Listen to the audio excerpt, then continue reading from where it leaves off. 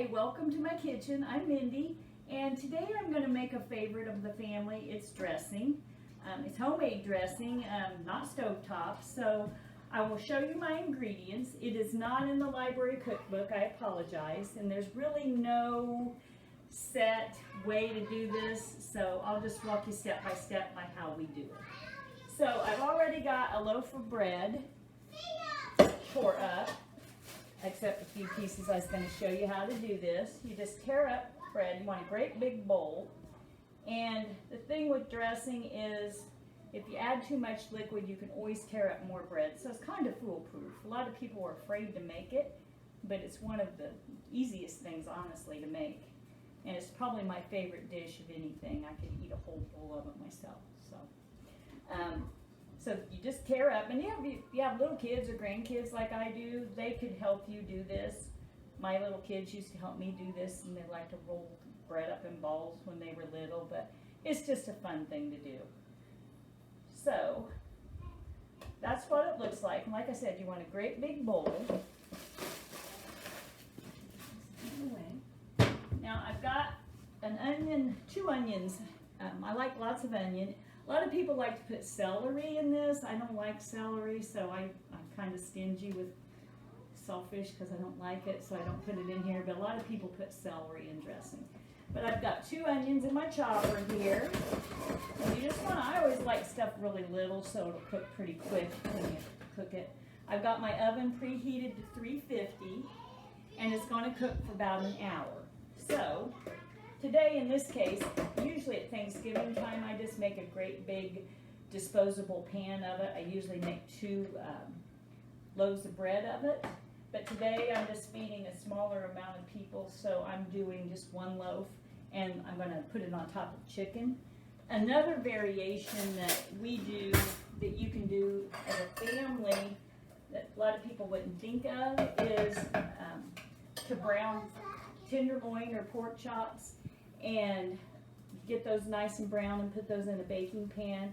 Put your drippings in here and then just use your broth to make the dressing and then throw them over the top of those pork chops and bake them for about an hour. But today we're going to put them on chicken tenders that I've already boiled here. And I do use canned chicken broth.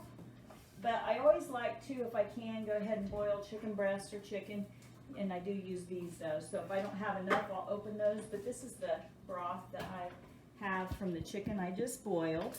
So what I'm going to do is I'm going to dump my onion in here, and as you can see, it's really small, and that will cook quick.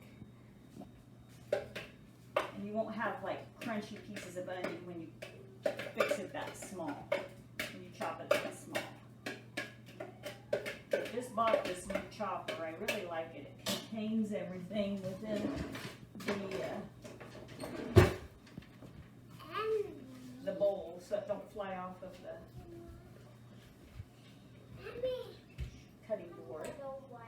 So you gotta kind of just stir that up in there, and there's really few ingredients to this. I'm going to use, I love salt.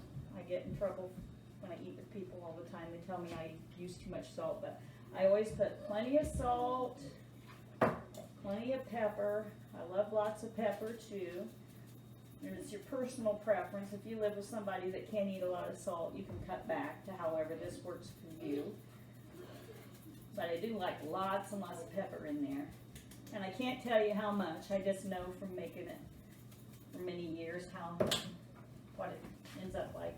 And this is sage. Now I do grow herbs, and I have used fresh sage before.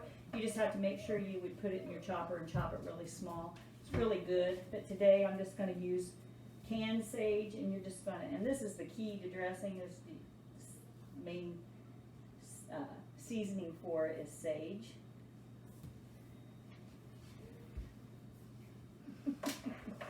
My granddaughter is rotten. So, and you want to, my counter's clean. You want to try to keep everything in the bowl. And at this point, I'm going to pour a lot of liquid in there before I put my eggs in there.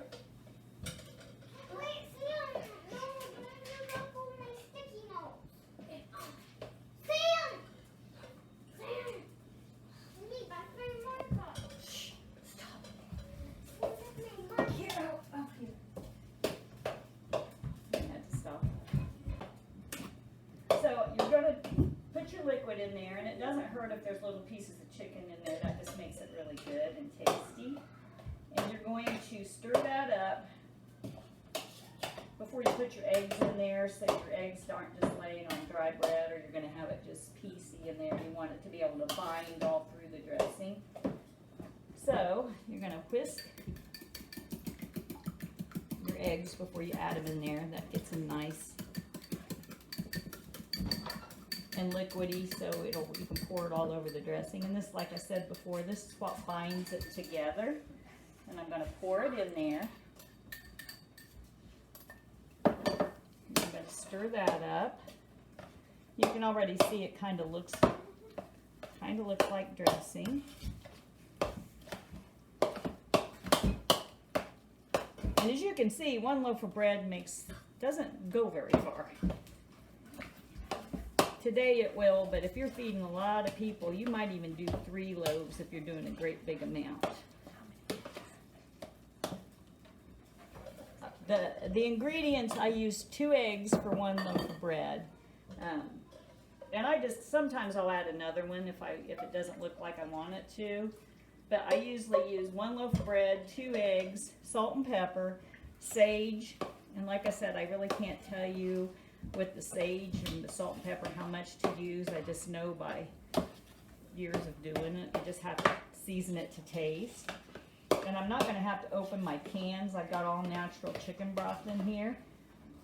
And I think this is kind of the perfect seasoning, it's got perfect seasonings in it, of course, but this is the perfect way it's supposed to look. You can see it's not too stiff and it's not too liquidy. This is just about the right consistency you want. So that's good to go. We got it all stirred up. As you can see here, got our chicken tenders over here. I'm going to pour that on top.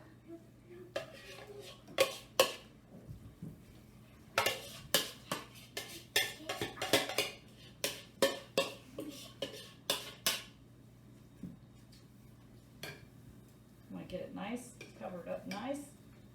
Put your meat up.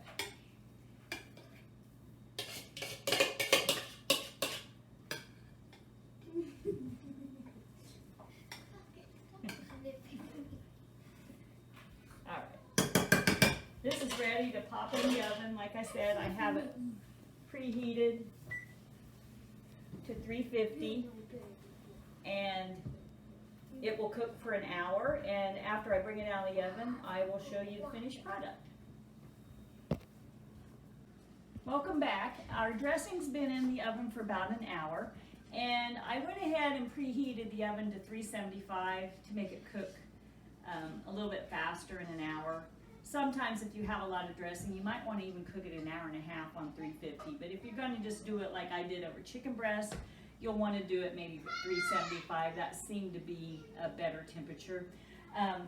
You also want to cover it with foil.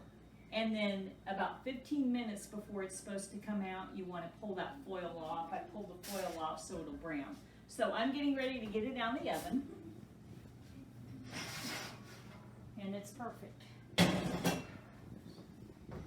You can see the consistency of it.